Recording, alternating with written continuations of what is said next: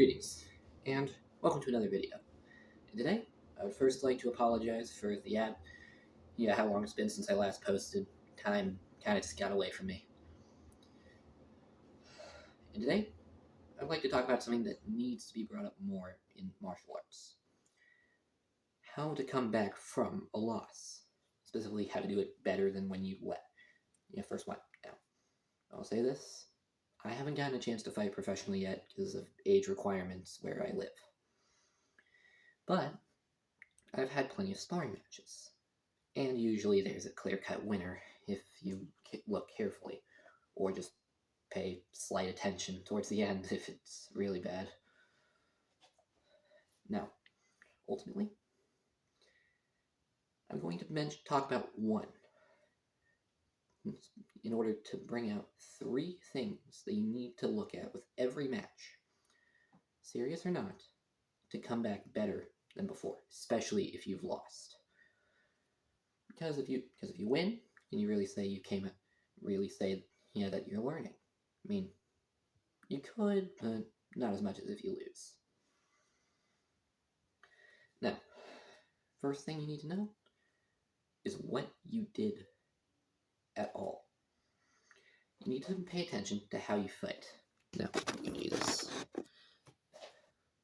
Now, I'm going to be using one sparring match I had specifically. It was outside of my actual martial arts class. I learned a few things. For instance, I'm very favorable to this stance here. If you want to see a breakdown on this stance and how I put it together, just comment down below or like the video. I honestly don't care. Now, I like this stance. But because of it, generally what I was doing was a lot of kicking. And I like kicking. It's what I'm good at. I had a wide motion of what I could do, and most of my kicks landed. At times I would switch it up, go to a different stance, but ultimately it was mostly this. Now, I experimented a lot in this fight because, well, we were just doing it for fun, and it kind of ended up lasting over 3 hours. I had to try different things. At one point I got him against the wall, just started throwing punches, threw in some knees, tried with my elbows, but they didn't connect. Kind of just turned into keeping the rotation going. Until I lost my breath and backed up. At one point, I tried getting him in a Thai clinch, something I had never done before because I don't do Muay Thai, and there are no schools for it anywhere near where I live. So I got him in a Thai clinch. I realize now that what I did can barely even be considered a Thai clinch. Just put my hands on the back of his head, and I started throwing knees up. Ultimately, that was a bad idea. If you don't know something, you should probably not try it. But I decided to try it because, why not? So I start lightly throwing knees. Apparently, I actually need him in the face a couple times. But, I didn't put any power in it because knees are dangerous and, well, it was a sparring match. Didn't actually try to hurt him the entire time we were going against each other. 5% power is what you use.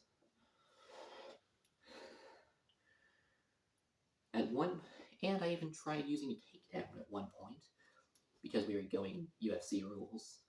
Something I usually don't try, because, well, I just do multiple martial arts, and can't really mix them. I tried going for a shoulder throw. I'll go more into that in a bit. And I tried, and ultimately, that was mostly how I was going the entire time. It was fairly even the entire time. But at the end, he caught me with a liver blow. I went down. Ultimately, I lost. That I have to admit. So, that is, the first one, knowing what you did. Second, arguably the most important part, is knowing what you did wrong. Now, back to over here.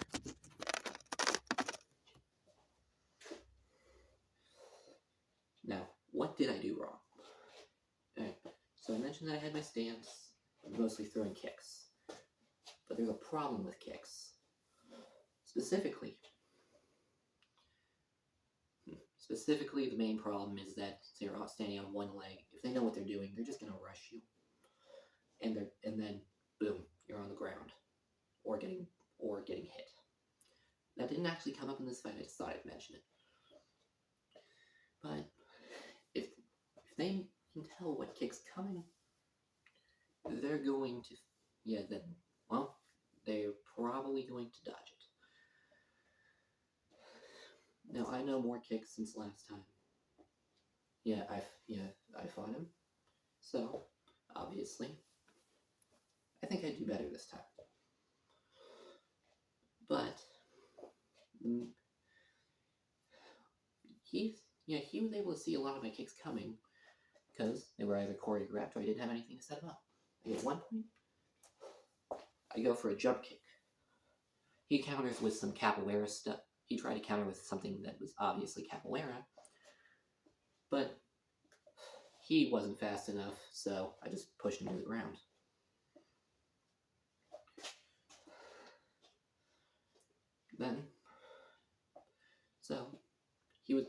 He was able to see most of my kicks coming. So what I did, tried to figure out in order to stop that is if it gets too close, pull my leg back here and extend it. That actually serves two purposes. The first being, it's harder to see coming. If he's close, requires less technique. You can do it at closer range, and also it stops them from just being able to rush you.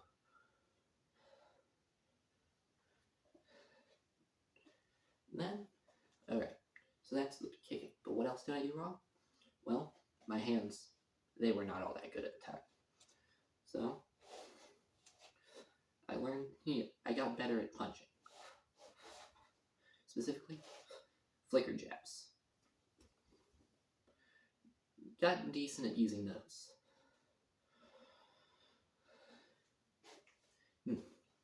And I started learning different ways of punching. When it comes down to it, sorry about that. Kitchen was the best place to record this. So, I learned. So, if you have a weakness like having bad punching, learn to fix it. And what else was there? Well, I noticed when I missed a couple times that I wasn't best at doing spinning attacks. So how did I fix it? Just kept practicing my spinning kicks. I've tried with my spinning back fist, but well, it sucks. For now. Gonna keep trying with it. Probably not gonna get all that good at it, but gonna keep going. And I mentioned that I did, put him in an abysmal tie clinch. Basically, I grabbed the back of his head, pulled it down, locked my fingers around the back of his head. Started throwing knees. Turns out I need him in the face a couple times. But he escaped. How? He just started throwing uppercuts into my stomach repeatedly. It just tightened my stomach muscles, kept him there for a bit until I realized, if this keeps up, it's probably going to start hurting. So I let go, pushed him back, threw a kick. Now, thinking back on it, what could I have done better? Well, for starters, I learned how to actually do a tie clinch. Instead of just throwing my knees like this, throw one leg back, start actually, trying with the knees. And if I keep him down, he can't throw the uppercuts. Specifically, though, I would have tripped him. I failed to take him to the ground earlier. So, because my thought it was to take him to the ground, start ground and pound, and then, get him into a submission. Or just work from there. So I could have taken him to the ground from that position, but it didn't work because I didn't think. And I hadn't done enough research into the techniques to figure out how to do it in a way that would work. So I got out of the tie clinch. Something else I did wrong. At one point, I tried to throw him. We were squaring off. No one was throwing anything because I wasn't throwing anything and he was a counter fighter. So I shoot him, grab his wrist, hand him his bicep, turn, set him to do a shoulder throw. He catches me with a right hook to the side. So naturally, I shoot out of it because that hurt. So how did I fix that? Well, I stopped doing the shoulder throw. I still practice it, but instead I moved to realize there were more efficient ones I could do that would take less time and less setup and are easier to disguise. Specifically, I like doing the hip throw. Grab the wrist, twist, arm around. I like to go under the arm, and then turn, pick him up, throw. But ultimately, just switching to a different technique isn't enough. You gotta practice your throws more against a resisting opponent. Honestly, I should have done something like a fake, throwing a jab, anything that would have distracted him, so that I could have done better with the throw. And also, another thing, I should have prepared better for the throw. I did it as a stepping process. Grabbed his wrist, grabbed his arm, turned into it. And before I could go down for the next step to pick him up, he counters. What I should have done, all the steps at once. There's no room for complicating things.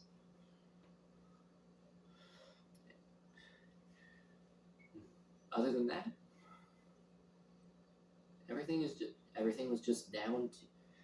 There was no real main thing that had me up. That I did wrong the entire fight. It was mostly down to lack of experience, him catching me of things, and ultimately just needing to train more. Now, with that in mind, there's something that is arguably even more important than that to look back on. This time, for the third one, we're going to talk about what we did right.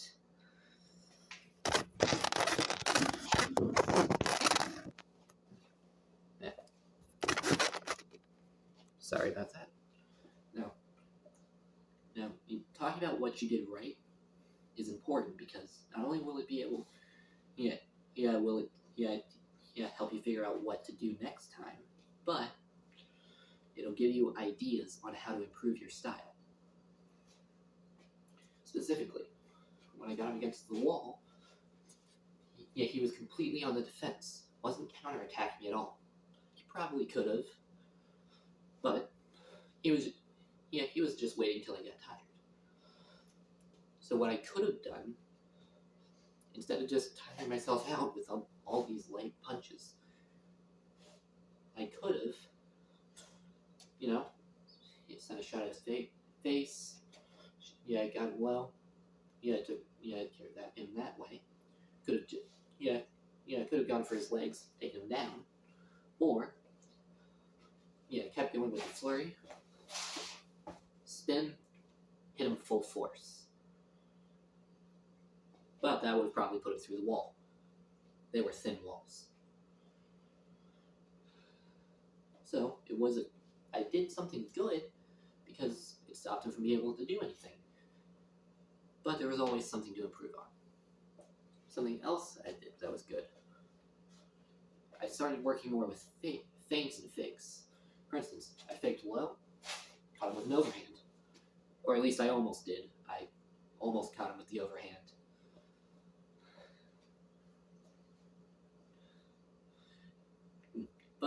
did do more decent fakes.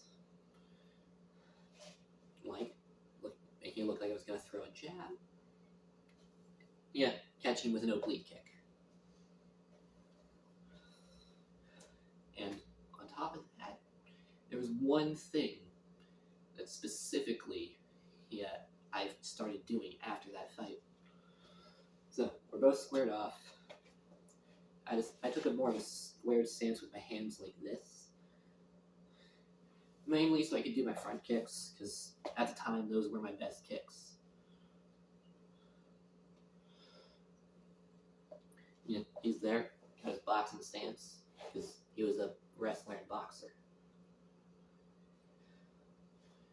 So what I did was, as a karate fighter, I wanted to do something that would, make it harder, be something that he wouldn't have seen before. So I throw a double punch. So, he uses guard, blocks him.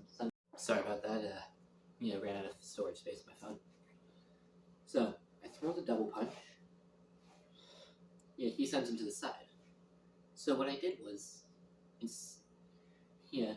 a split second, I honestly don't know how it came to me, but you use a technique that they had us run a whole bunch of times in class. It looks like this. Generally, it's called praying hands because,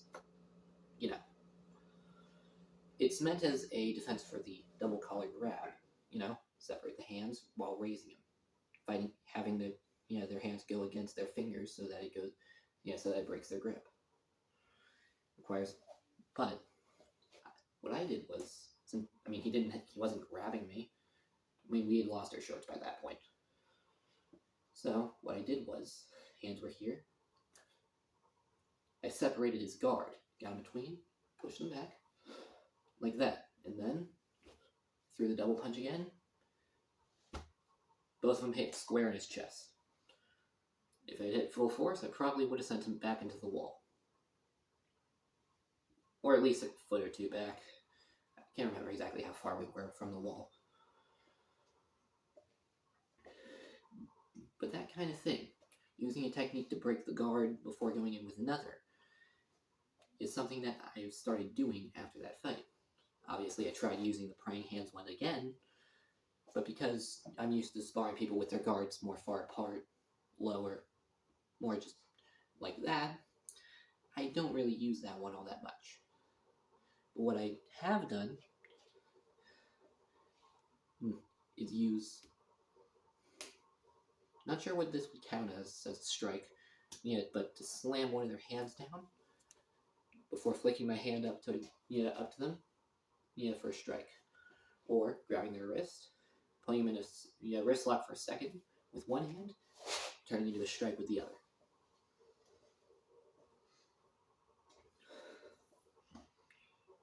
Or even something just as simple as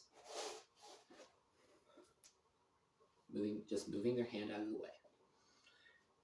That didn't occur to me as an option until that match. Now, as for other things I did right, it was just generally catching with my kicks. Almost catching him with a cross at one point. But ultimately, it was mostly just learning things I needed to work on. Specifically, he caught me with a couple leg kicks. A round kick to the side. Just made me realize that I need to do more conditioning. Could have caught him, although I could have caught him with a couple of head kicks at points, but I pulled them because it was a sparring match. Probably, I was getting only my usual 5%. He was probably going a bit more, but... So, in total, that's 3 things you need to look at in order to come back from a loss. Let me sum it up real quick. Think about what happened in the fight. Look at how the fight went, and what both of you did. What they did against you that worked, and then and didn't work. Then look at yourself. See what didn't work and what did work against you. And then look at what you did right. What you did that worked against them, and specifically what they used against you that didn't work. This will help you find both flaws in your defense and offense, and it can help you find new ways to keep fighting. That's when I learned that started figuring out how to break guards. It's how I learned to disguise my kicks as other kicks, so that they can't be seen. With that in mind, that is the end of the video. Thank you all very much for watching. This is Random Man, signing off.